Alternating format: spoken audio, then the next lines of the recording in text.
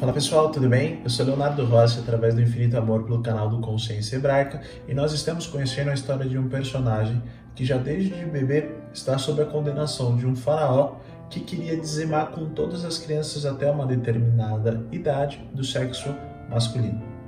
E uma mãe, num ato de desespero, de cuidado, acaba colocando esse bebê dentro de um cesto e lançando a um rio, completamente à deriva. Esse cesto, por sua vez, acaba atracando próximo a algumas mulheres que estavam se banhando. E para nossa grande surpresa, a mulher que está ali tomando banho é a filha de Faraó, que eu diria que de uma maneira milagrosa pega aquele cesto, abre, se depara com aquela criança e cria uma empatia completamente inesperada por ela. E decide adotar aquela criança, decide cuidar daquela criança. Só que ela não tinha leite, por exemplo, então ela precisava que alguma serva a ajudasse. E sabe quem ela escolhe para ajudar no desenvolvimento dessa criança? A própria mãe. Surpreendente. Deus é extremamente cuidadoso. Deus é extremamente estratégico.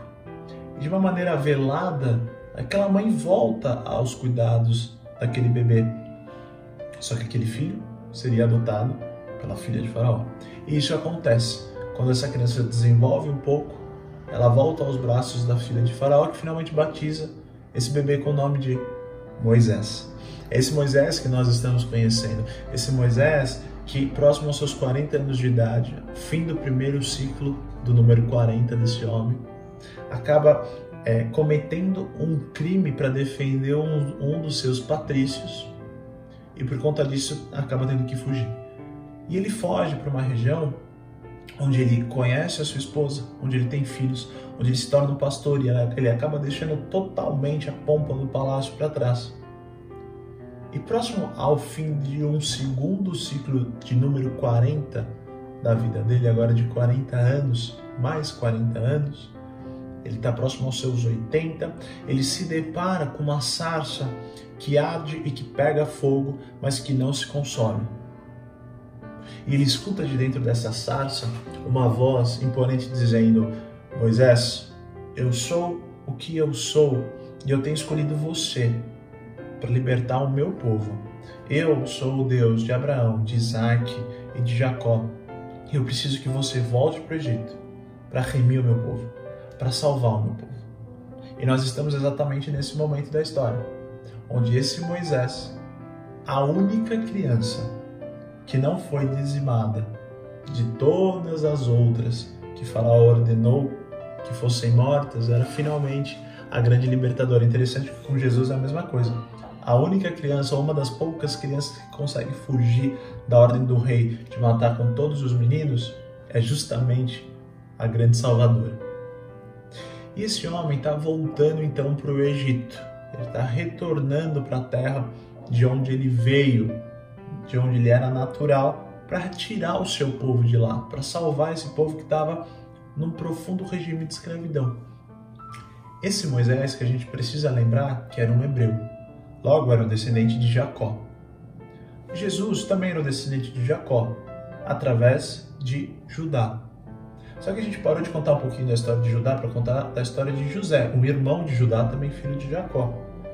José que acabou sendo um grande ocasionador, mesmo que sem querer, desse movimento de Canaã, do povo que estava em Canaã, para o Egito. Se não fosse por conta de José, isso não teria acontecido. Só que a gente não está falando de um Moisés descendente nem de Judá e nem de José. A gente está falando de um Moisés que é descendente de um terceiro filho de Jacó, que se chamava Levi, também irmão, naturalmente, de José e de Judá. E é claro que Moisés é um descendente depois de algumas gerações, a gente está falando de algumas centenas de anos que se passam.